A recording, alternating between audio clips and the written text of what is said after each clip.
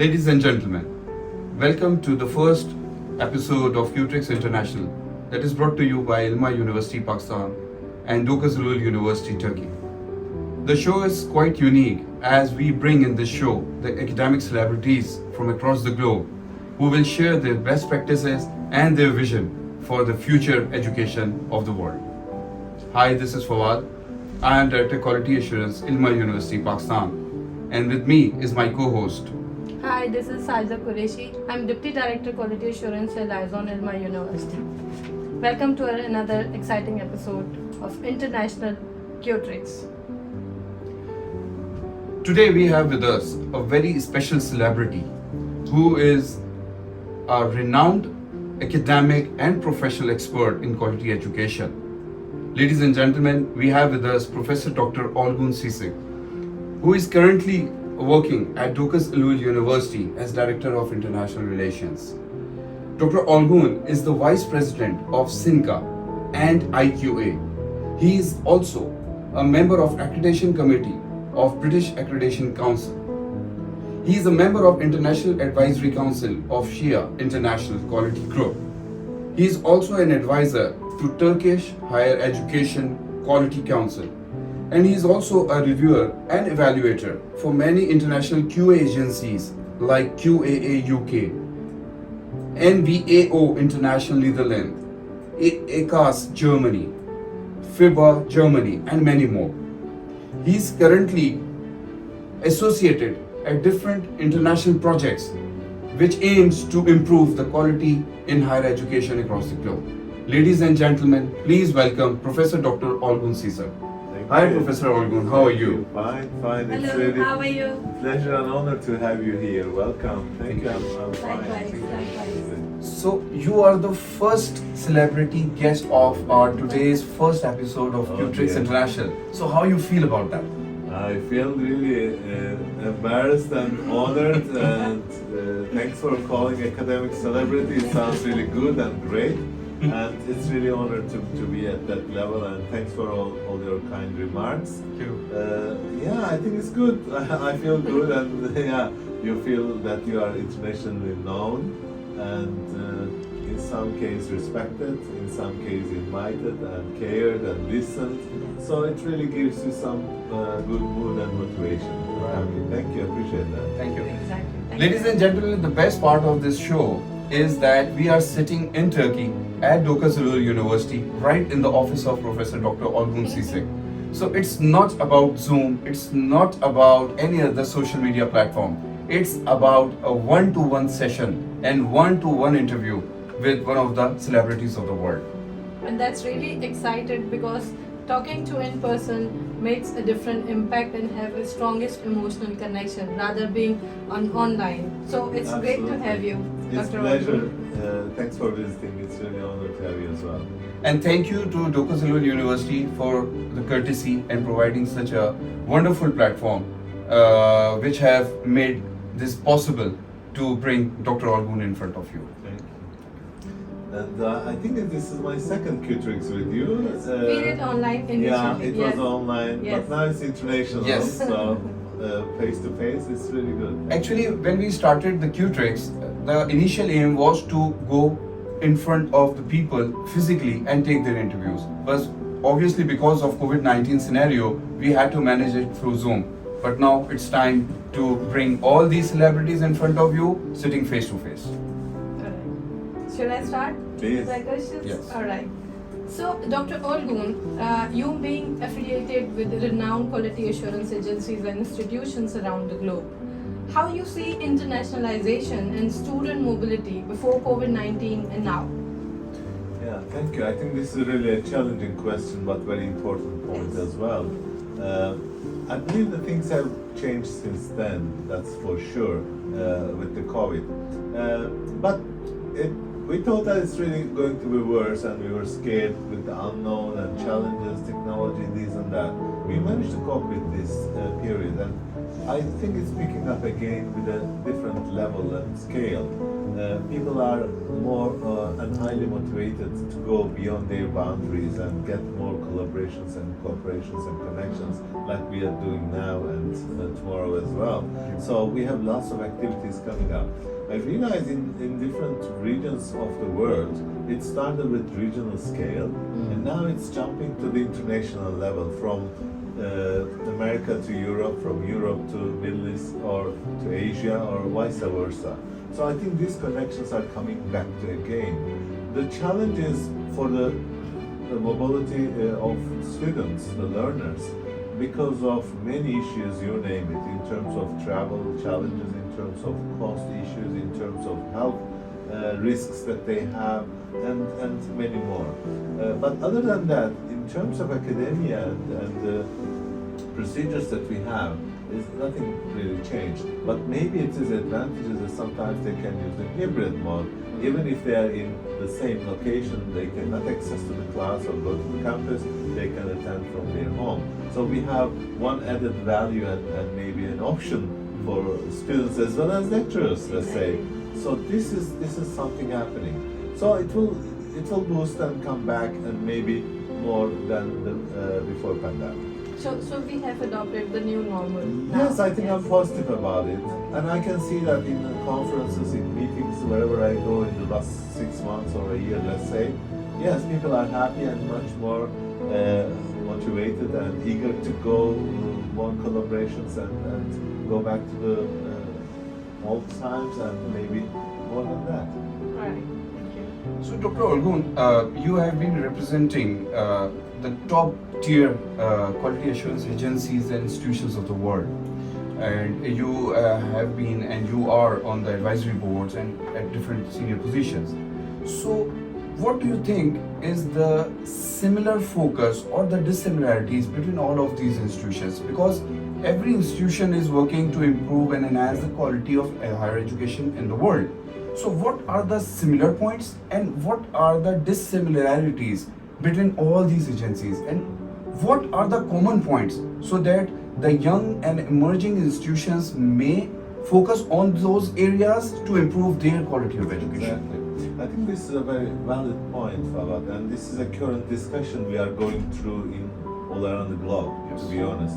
I'll give you some examples, like INCOAHE is trying to create an international standards and guidelines for agencies as well as institutions globally. CHEA has a work and study on that as well. ENCOA has a European standards and guidelines. So the discussion is this: should we go for an international standards and guidelines? Is it feasible? Is it possible? Is it needed? That was my question in the meetings as well. Now, the studies, the works are progressing, it's there. But together with that, there are lots of challenges going on as well. Because each country, each university, each program has its own unique characteristics and dynamics. So for me, it is really a big challenge because of the reality of the ground, because of the law of the land, rules and regulations, cultural sensitivities. Even believe me, the culture makes a difference in terms of understanding the quality, applying the quality and following up, or at least to take the ownership of the quality within the university itself or within the responsible program itself. So the quality culture is not something easy that you can establish overnight or in a short period of time. Even accreditation does not guarantee to reach a quality culture. So I think this discussion will go for some time, and we have to really find a common denominators and pillars, let's say, for quality assurance, so that in each region or in each university they can use it as a backbone. But other than that, they have to flavor with their own strengths and own colors, so that it will be much more effective. With this way, we can learn from the best practices, we can exchange or combine our different practices and maybe come up with a better outcome at the end of the day. So it is a little bit really in discussion at the moment, Fawad, so I cannot really say this or that, but it will go somewhere. but we don't know where. If we manage to reach an international standards and guidelines in a local flavors and strengths and beauty, that would be perfect. But let's see how we can achieve to that. Actually, what my experience is that every agency is now being focusing on few key parameters. For example, on faculty, on students, on strategic management, on financial management, on alumni, on student support. But when these agencies evaluate different institutions, they have set different rubrics and percentages and scores. So, for example, if agency A is giving 20% weight to strategic management, and agency B is putting 10% weight to strategic management. So now one university for getting accreditation or ranking by one agency A will be focusing more on strategic management and less on other parts. And similarly, agency B will be focusing less on strategic management, more on other parts. So this is also, I think, what I think, Dr. Olgun, is that these rubrics or scores should be standardized. So that every agency should say, for example, strategic management has 20% weight. So that we can all focus our weight 20% on strategic management. So I see this an issue with different agencies. It is. I agree with you, Fawad, and there are different practices and different rubrics applied in different parts of the world. Maybe that's the point. We should find some pillars, some basics, like an infrastructure, at least 50-60% should be similar for all the higher education institutions. And then that's my flavor part, the local content and strengths that they have. Then you can play around with that 30, 40 or 20% of remaining. However, yes, our main pillars are our students, our faculty, our resources. So internationalization is very important for some universities, and professional development could be for another one. So when looking into the quality assurance, we have to really look into our reality and dynamics and the priorities as well, because the strategic plan is a guidance for us. So what is it there in your mission is also important to have the quality assurance, isn't it? So we have to learn from each other and come up and align at some level where we can compromise. That will be really a perfect outcome. This is same for rankings, you know. That's why sometimes rankings are not really respected or well accepted, because it depends whatever you input, whatever criteria you give a weightage on, then you might pop up in different categories. So that's another challenge, isn't it? True. You're right.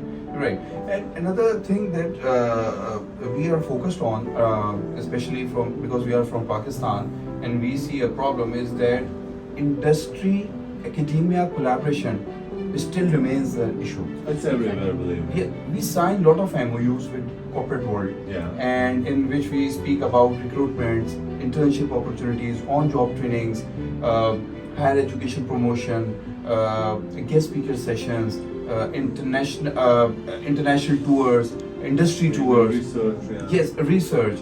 But generally, these MOUs are being filed and not being implemented in true lateral spirit.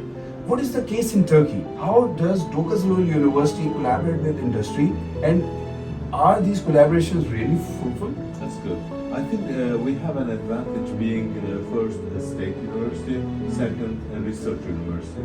So in that research component, we are well connected with the industry, and we have around 50 research centers within the university. So each of them, whether it is engineering or medical or business, they have to get connection with that.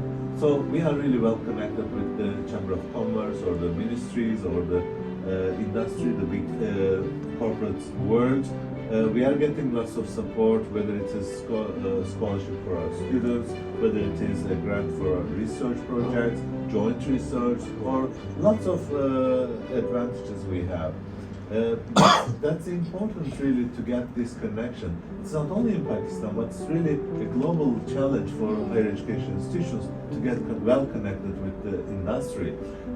Now here, what I experienced and learned that at the end of the day, it should not be a one-way communication or one-way giving. You know, we always expect from industry to give us something, but we have to give something back to them. Then it will work. So The question is, what is it in it for me? You know, then they will ask at the end of the day, Yeah. why should I cooperate and do work with this university? What I will gain as a company. So if you prove that and they feel it, off you go. You know, then it works well and it's well bound and connected. What- It is like if you scratch my back, I That's scratch it. your back Exactly. in return. Yeah, not one way at all. Absolutely. What we are doing at ILMA University, Pakistan, is that we have made a different corporate advisory boards, and these boards are subject-wise. And in which in those boards, because these boards are mainly focusing on improving the curriculum and bringing industry and corporate elements in the curriculum, so that when a student graduates from the university, he or she exactly knows what are the industry requirements and what responsibilities or what are the expectations of the employer from those students. So in those corporate advisory boards, our alumni who are working for the industry, they sit on the board. The area related to, for example, it's a management sciences program or it's a computer sciences program, so industry experts, professionals sit in that advisory board, and obviously our deans, faculty, and quality assurance directors sit in those boards, and they try to, on quarterly or semi-annually basis, they try to evaluate the course outline and curriculum, and they try to find out whether the curriculum addresses the requirements of the corporate world or not. And also they also consider the employers and students' feedback in improving that curriculum. So this is what we are trying to do, but still there is a lot of gap, and we are focusing to improve that gap. So, what is your point of view on that, and what Dokuz Eylul University is doing to improve the quality of the curriculum? I think that's really an important point what you all mentioned, but I can go one step backward and start from the mission. When you set your mission of the institution, you should really involve the industry as well as an external stakeholder. Strategic plan, for example. When we go to universities for evaluation, we always try to get to know how the mission and strategic plan is prepared. Exactly. Did they get any external stakeholder involvement and decisions in it? So how was the discussions and how did they come up with these statements or these strategies and tactics, whatever they have in plan? So it starts from there, and then what you said will follow up. So if you have this like 360-degree loop with the internal and external stakeholder involvement, then you are much safer and at least on the right track. So when you graduate students, they cannot say that, oh, we didn't want this from you, we were expecting that, but you could go back and say, now we started with the mission, you agreed on that. When we set the strategic plan, you were with us. When we changed the curriculum, you recommended this course and that internship, this blah blah, learning outcomes. So they cannot say that to you. So I think it will be a perfect match at the end of the day. So they will also get the benefit of having a talented and knowledgeable graduates for their purposes. It's for them, it's not for us, isn't it? Exactly. So that could help. And here also we followed the similar structure. We have lots of gatherings in different occasions with the industry professionals. As you said, we invite them as a guest lecturer. We have some joint research projects with them. Our faculty members go and practice there and learn with their workshops and so forth. Students are there, internship purposes. Lots of other types of classic collaboration is available. As being one of the really best university in Turkey and biggest university, so and well-established state university, we have good connections with the industry, and they always are eager to work with us and support us, and it's also prestige for them to be with us. That's the achievement for us. That's great. That's great. So, Dr. Olgun, looking at your university, we have heard it is like the most diversified university. And as connecting to our topic, that is internationalization, and the major part is the student exchange program. So, could you please put a light on that? How diversified your university is, and how do you welcome from what region you have like lot of numbers or diversified students around the globe, and how do you celebrate them? Because again, as I have heard, there are certain different celebrations, cultural celebrations that are happening at your Yeah. university as well. 21st, I think this Friday we have one as well. All right. Yeah, that's good. Thank you. I think it's important, Sajida, and I am here for last 6 months for this mission to internationalization, and I'm happy and glad and honored to say that we really did a lot during this time.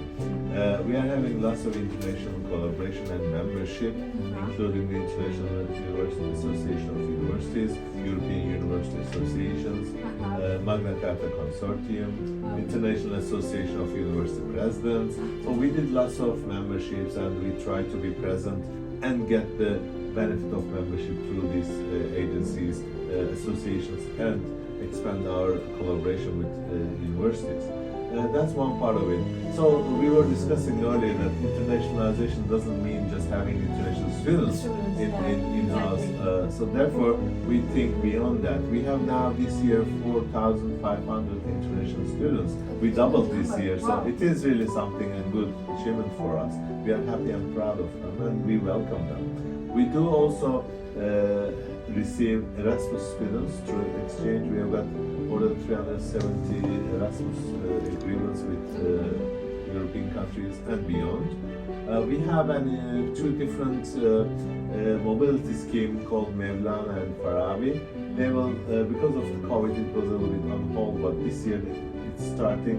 This is with within the country. Universities do exchange students, and one is with the Turkic states, the nearby states that we have collaboration with, we exchange students as well. So this Erasmus and these three programs are our ongoing process to exchange students. Other than that, we have lots of MOUs and really research partnership and collaboration with many universities all around the globe. And since I come, I think in the last 6 months we did at least maybe 15, 20 MOUs. Yeah.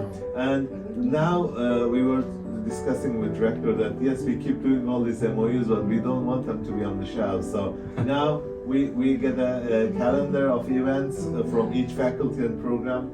Whoever did this collaboration, we say, okay, what's the outcome? So please share with us. So they do workshops, they do exchange of staff, they do some common research, they do some webinars, whatever way they can collaborate in their respective field. Now we are trying to make them real and alive. We are very open and keen to invite international speakers and guest lecturers, faculty members, and researchers, which we do invite one every month. Since I come, we are doing it. So we would like to have someone from ILMA University. Thank you. Most welcome. And we invite them for a week or two to lecture, to do a workshop or seminar and exchange their ideas and best practices. We also send our faculty members and staff either through Erasmus or through internationalization process to abroad. That's there as well. Also research-wise, we are really trying to extend our research collaboration with some universities. For example, in December, we'll receive one professor from MIT. He's working on a cancer treatment. He will come to our medical school for 2 weeks' time at least to share his experience and work in the lab with our professors. So these kind of activities are really broadening our spectrum in the internationalization, our presence and prestige. We just signed an agreement with Times Higher Education for 3 years to be better in the rankings as well, because it's popular, you know. Yes. Thank you. I think these are all. We attended the EAIE conference in Barcelona. There were 4,000 plus participants. We connected with 15 universities to sign an MOU, so we are working on it. So these are the things that we are trying to get out of our box and be truly international. And I think we are lucky enough, as you managed and gave us the time in your toughest schedule. As you see, My pleasure. You've been really kind and quite active in doing Thank your you. all activities. I keep traveling, that's true, but without that, as you said, if you don't meet with people, it doesn't work, you know. You have to get the connection, you have to get the feelings, intention and the culture, emotion, everything. That's a good synchronizing. And forget to mention that we have an international colloquium tomorrow Yes, at yes. the ILMA Yes. University and Yes. Dokuz Eylul, Yes. which is really a big event, and thanks for all your support. So these are all our activities that going on. So, Dr. Olgun, because we are quality experts and we have a lot of responsibilities when we are sitting in the institutions, we sitting at ILMA University, you sitting at Dokuz Eylul University. So, when we promote internationalization, so there are two parts. Team A generally travels, make collaborations, attend conferences, share their best practices. So, every time they are traveling, like I see you every time traveling. You are one day you are in USA, the other day you are in China, the third day you are in Denmark. So every day you are in a different country. And the second part is to implement those best practices and the collaborations. So you must be having a second tier in the quality assurance, or your number twos or your number threes, who must be working day and night. Thanks to my deputy. So He's behind the scenes. So you but he's, please highlight those people yeah. who are the main people behind you, who are working day and night to make these collaborations successful. Thank you. Yeah, I think this is really more important than what we do to follow up and make it happen. I should thank to really my team here, and Dr. Jakub is my right hand, and he is really taking care of all internal issues and to coordinate within the university. Either I am here or not, so always he's on duty. And we have got a team of international office, and some of them are working in Erasmus, Farabi and Mevlana, MOUs and membership and so forth.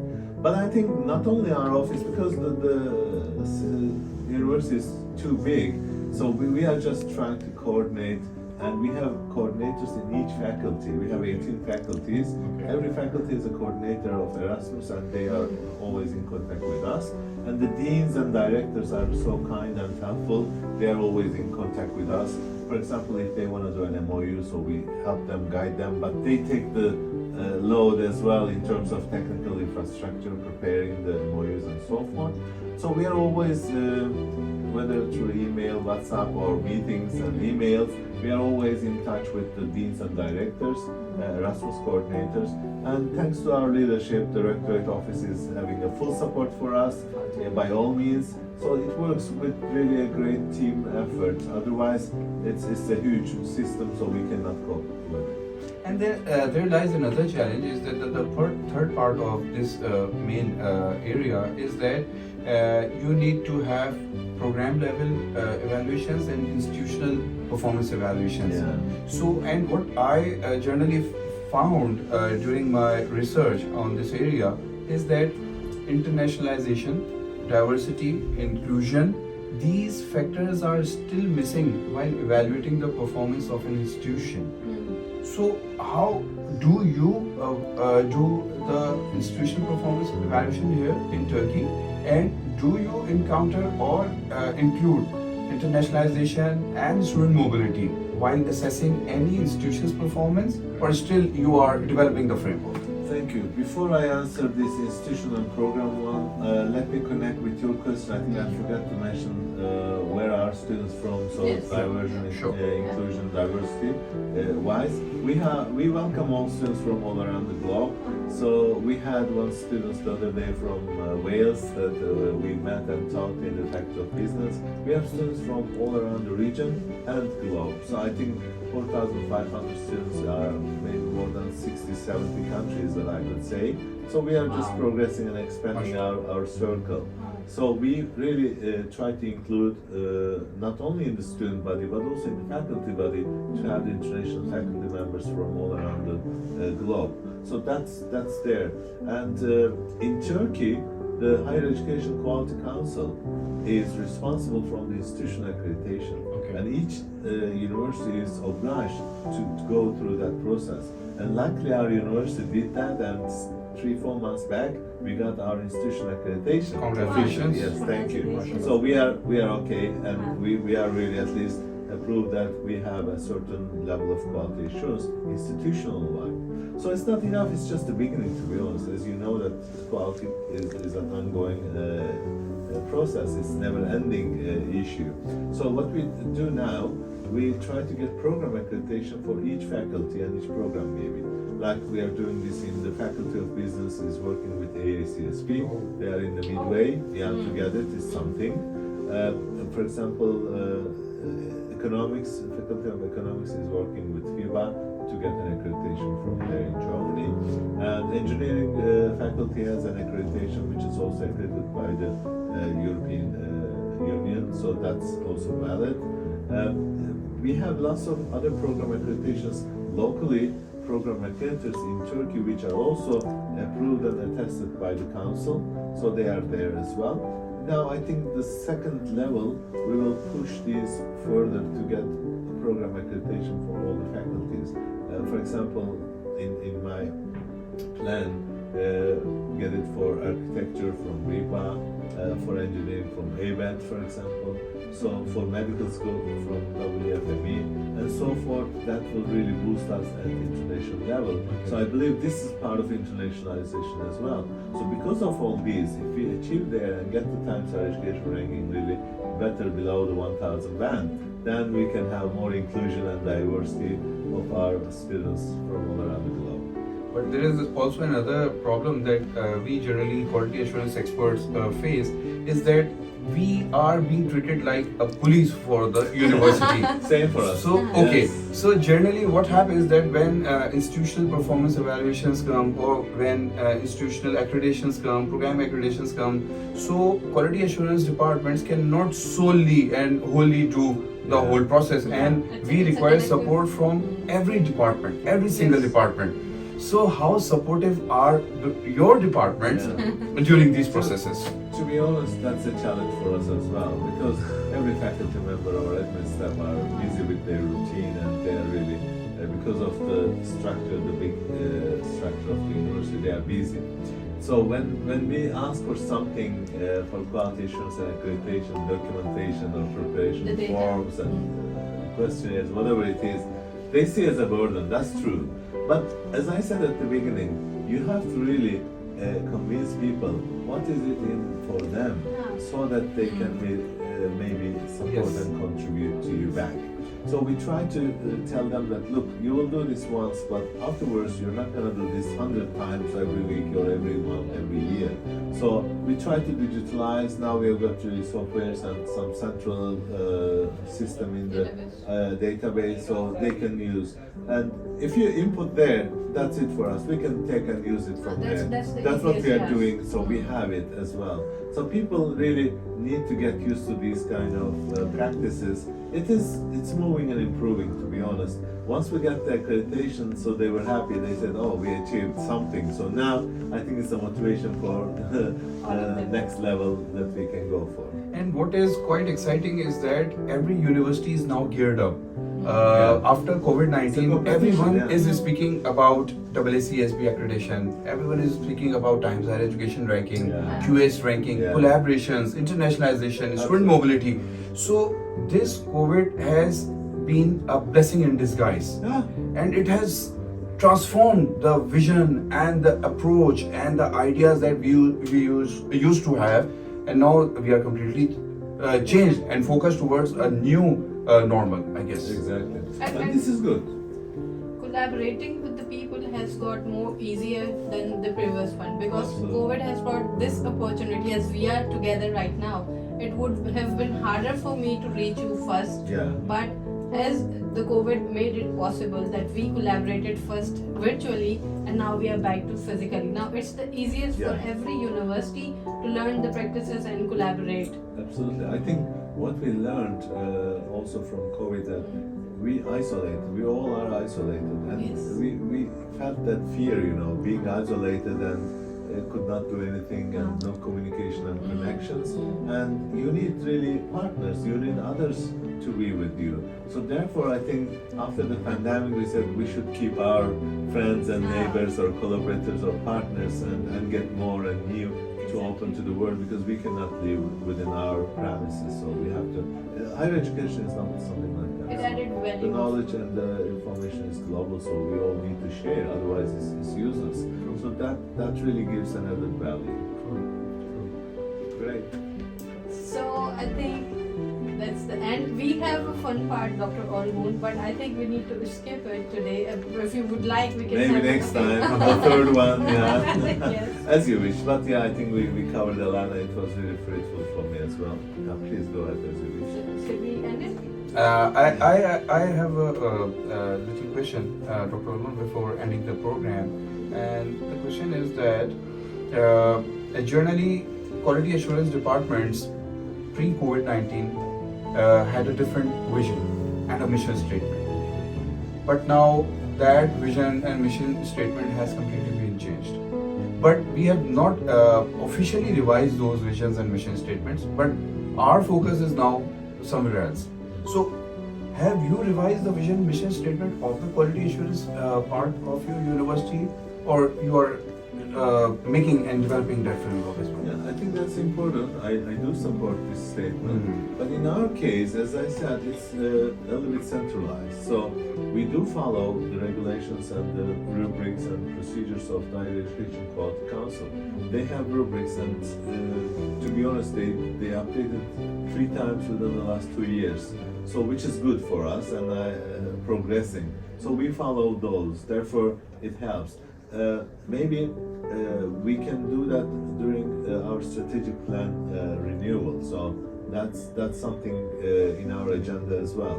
So we learn, we practice, experience, and follow the new versions of the rubrics and so forth and their policies. And maybe in our new strategic plan after 23, which will start, then we can go for our new strategy for quality assurance, which is, as I said, maybe the more program accreditations, and maybe get some institutional accreditation from abroad, some international associations as well.